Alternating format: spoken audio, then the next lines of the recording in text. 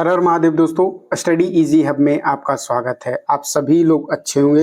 एक new vacancy लेकर आपके सामने हाजिर हैं। चलिए बताते हैं कितने सब्जेक्ट पे वैकेंसी निकाली गई है और कितना सीट है, ये भी सारा बताएंगे। और आप ये अप्लाई कर सकते हैं। आप 15 मई तक इसका डेट है कि आप अप्लाई कर सकते हैं। ऑनलाइन फॉर्म भरना है और ये डायरेक्ट रिक्रूटमेंट लिया जाएगा। ये सिलेक्शन डायरेक्ट रिक्रूटमेंट पे किया जाएगा। आपका इंटरव्यू होगा, उसके बाद 2018 एपीआई के रूल के हिसाब से आपका सिलेक्शन किया जाएगा। चलिए सब्जेक्ट वाइज आपको बताते हैं किस किस सब्जेक्ट में वैकेंसी निकाली गई है। एंथ्रोपोलॉजी में 18 सीट है, केमिस्ट्री में 12 है और कॉमर्स में 20 है, कंप्यूटर साइंस में 28 है, इकोनॉमिक्स में 20 है, एडुकेशन में 45 है, इंग्लिश में 35 है, ज्योग्राफी में 17 है, जूलॉजी में 10 है, हिंदी में 15 है, हिस्ट्री में 25 है, होम साइंस में 25 है, 25 हो गया।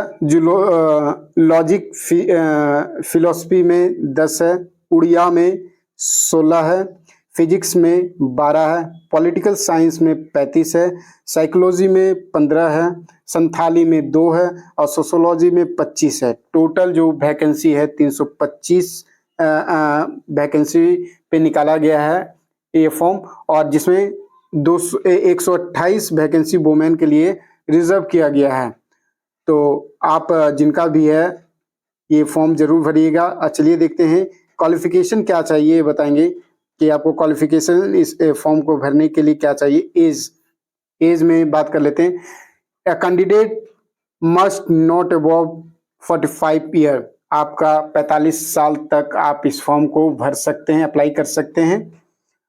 और इसमें देखते हैं एप्लीकेशन फी क्या लगे। उससे पहले एजुकेशन क्वालिफिकेशन पे बात कर लेते हैं। एजुकेशन क्वालिफिकेशन में क्या चाहिए, मास्टर में आपका एटलीस्ट 55% मार्क्स होना चाहिए, जिससे आप इस फॉर्म को भर सकते हैं। और आपका नेट क्लियर होना चाहिए, साथ में आपका नेट क्लियर है। और पीएचडी जो रेगुलेशन 2009 से 2016 के हिसाब से पीएचडी किए हैं, तो वो भी इस फॉर्म को अप्लाई कर सकते हैं। और देखते हैं एग्जामिनेशन फी के बारे में बात करते हैं। तो एग्जामिनेशन फी आपका लग नहीं रहा है। एग्जामिनेशन फी नहीं लग रहा तो आप अप्लाई कर सकते हैं, क्योंकि फी ज़्यादा रहता है तो कितने स्टूडेंट अप्लाई भी नहीं करते हैं। तो इसमें आपका फी नहीं ले, 0 फी है। आप अप्लाई कीजिएगा इसमें, जिनका भी है। अगर नेट क्वालिफाई है तो आप अप्लाई कीजिए इस फॉर्म को। और इसके बाद और देखते हैं सिलेक्शन प्रोसेस किस तरह किया जाएगा, ये देख लीजिए। एलिजिबिलिटी कंडीशन क्या क्या रखा गया ये बताते हैं आपको। इंडियन सिटीजन होना चाहिए।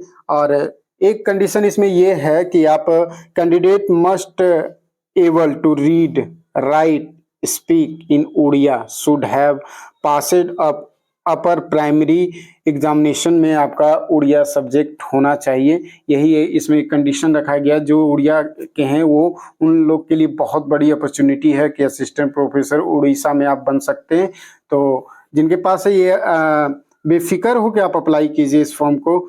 और इसके बाद देखते हैं सिलेक्शन प्रोसेस किस तरह किया जाएगा। और ऑनलाइन प्रोसेस तो बता दें, ऑनलाइन करने के लिए इनका वेबसाइट जो है उस पर आप जाकर अप्लाई कर सकते हैं। और इसका एक्सटेंशन डेट भी है, ये बताएंगे आप सभी को कि एक्सटेंड किया गया, ये डेट कब तक एक्सटेंड किया गया।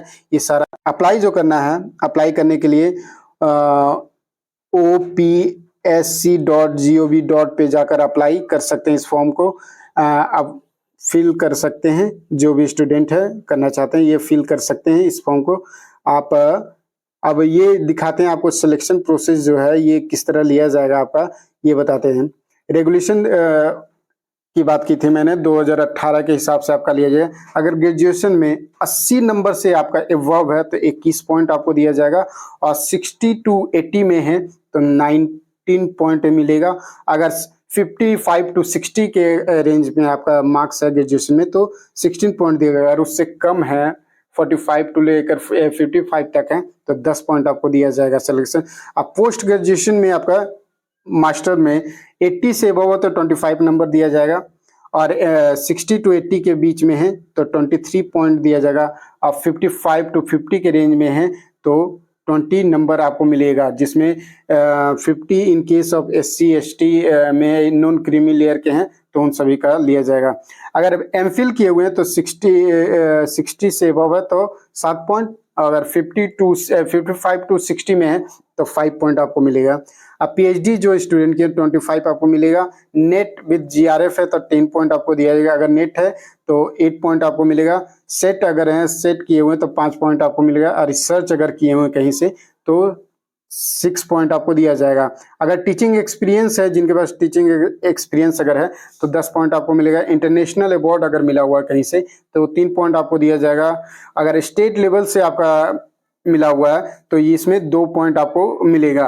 तो सिलेक्शन प्रोसेस इसी तरह किया जाएगा जिसमें पूरा 100 पे सिलेक्शन किया जाएगा। जिस तरह देखिए, एकेडमिक स्कोर 84 पे बनाया जाएगा। रिसर्च अगर पब्लिकेशन है तो 6 पॉइंट और टीचिंग एक्सपीरियंस है तो 10 पॉइंट। टोटल 100 पॉइंट पे आपका सिलेक्शन किया जाएगा। अब देखते हैं इसका जो डेट बढ़ाया गया, एक्सटेंड किया गया, ये आप सभी को बताते हैं कि कब तक एक्सटेंड किया गया।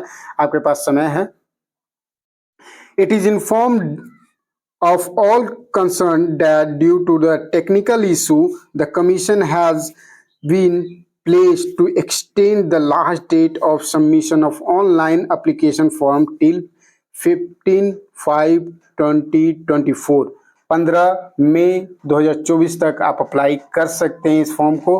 तो जो स्टूडेंट जिनका है वो अप्लाई कीजिए, आपके पास समय है अभी, तो इस फॉर्म को अप्लाई कर लीजिएगा क्योंकि अच्छी अपॉर्चुनिटी है। सिर्फ इसमें ये कंडीशन है कि उड़िया सब्जेक्ट आपका होना चाहिए। जिनके पास उड़िया है ये कॉन्फिडेंस होकर अप्लाई कीजिए इस फॉर्म को। तो यही नोटिफिकेशन आप सभी को देना था। अगर वीडियो अच्छा लगता है तो लाइक ज़रूर कीजिएगा, चैनल को सब्सक्राइब जरूर कर लीजिएगा। स्टडी इजी हब सबसे